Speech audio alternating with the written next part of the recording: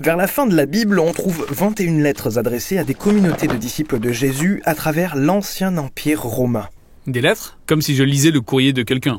Oui, les lettres sont écrites par les apôtres, ceux que Jésus a choisis pour répandre la bonne nouvelle de son royaume. Ils ont écrit à des disciples de Jésus vivant dans différentes villes du monde romain. Ces lettres ont toutes été écrites dans un genre appelé prose épistolaire. Admettons que je lise une lettre qui ne m'est pas destinée. Il y aura certainement beaucoup d'informations qui ne seront pas mentionnées, mais sous-entendues. Oui, exactement. Il en va de même pour les lettres de la Bible. D'accord. Nous allons donc voir comment lire les lettres du Nouveau Testament dans leur contexte historique. Il y a 3 degrés de contexte historique à prendre en compte en lisant les lettres du Nouveau Testament. Le premier est la place de chacune d'elles dans l'ensemble du récit des Écritures. D'accord. Ce récit commence par Dieu qui crée l'humanité pour régner en partenaire avec lui sur la création. Ensuite, nous avons choisi de régner selon nos propres conditions, ce qui a ouvert la voie à la violence, à l'exil et à la mort. Mais Dieu a promis à un type qui s'appelait Abraham que toutes les nations recevraient la vie et la bénédiction à travers lui et sa descendance afin de renouveler la vision de Dieu pour l'humanité. Et puis Jésus a dit qu'il était venu accomplir cette promesse par sa vie, sa mort et sa résurrection. Oui, donc les apôtres se voyaient comme des messagers annonçant l'avènement du royaume de Dieu en Jésus. Comme l'apôtre Paul, qui en écrivant aux églises de Maison de Rome à propos de la bonne nouvelle, a dit que son travail était de lancer un appel à des gens de toutes les nations pour faire allégeance à Jésus, le roi exalté du monde. C'est audacieux comme déclaration, surtout à des gens vivant dans la capitale de l'Empire romain, censés donner leur allégeance à César. Oui, cela nous amène au deuxième contexte important pour comprendre les lettres du Nouveau Testament, la culture de l'Empire romain au 1er siècle. Rome dominait sur des territoires situés tout autour de la mer Méditerranée. Et leur empire dominait en conquérant et en réduisant leurs ennemis en esclavage, puis en levant de lourds impôts. L'empereur et son petit cercle détenaient les rênes du pouvoir et concentraient les richesses entre leurs mains. Et ils savaient quel traitement réserver à ceux qui menaçaient l'ordre social. La plupart des gens avaient peu de ressources et vivaient dans la précarité. La culture romaine avait une hiérarchie très claire. Les hommes à la tête des familles en vue, qui avaient de l'argent et étaient éduqués, pouvaient avancer dans la société.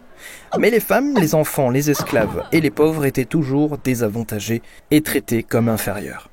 Dans la communauté des disciples de Jésus, cependant, tous étaient traités avec le même égard, dans l'amour et la dignité. Oui, dans la vie romaine, c'était du jamais vu. L'élite ne s'associait pas avec les classes inférieures. Mais les apôtres enseignaient qu'en Jésus, Dieu a donné son amour à tous, quel que soit leur rang social. Donc, dans ce contexte, ces lettres allaient à l'encontre de la culture et renversaient les barrières entre personnes. Exactement. Cela nous amène au dernier degré de contexte. Le contexte dans lequel a été écrite chaque lettre. Tu parles des problèmes spécifiques à l'église de la ville, qui ont poussé l'auteur à écrire sa lettre. Oui, pour la lettre de Paul aux chrétiens de Rome, on est tenté de la lire en se concentrant sur les éléments théologiques importants, mais en oubliant pourquoi il l'a écrite.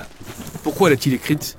Eh bien, vers la fin, il parle du respect des lois alimentaires et des jours saints de juifs, devenu sujet à controverse entre les disciples juifs et les non-juifs de Jésus. Et qui créait des divisions au sein de l'église. Aussi, une lecture attentive permet de voir que certains chrétiens de classe sociale aisée traitaient les disciples juifs avec mépris. Les chrétiens juifs leur rendaient l'appareil, en qualifiant les non-juifs de disciples de seconde zone. Exactement. Donc, toutes les idées et la théologie de la première partie de la lettre abordent ces problèmes. Paul reconnaît qu'il existe chez les chrétiens romains de grandes disparités en termes de culture, de vue théologique et de classe sociale. Mais il veut qu'ils comprennent qu'ils sont unis par leur foi en Jésus, le véritable point de mire de leur Église. Ok, super. Mais si cette lettre a été écrite pour quelqu'un d'autre, qu'est-ce que je pourrais en tirer ? Je ne vis pas dans la Rome antique, moi. Eh bien, dans ces lettres, les apôtres, à travers la bonne nouvelle du roi Jésus, remettent en question et transforment tous les éléments de leur culture et de la vie du 1er siècle. En les lisant, on accroît notre sagesse sur la manière dont cette même bonne nouvelle peut transformer notre culture à son tour. Il y a autre chose d'utile à faire en lisant les lettres du Nouveau Testament. Apprendre à suivre le raisonnement de l'auteur du début à la fin de la lettre. C'est ce que nous allons voir par la suite.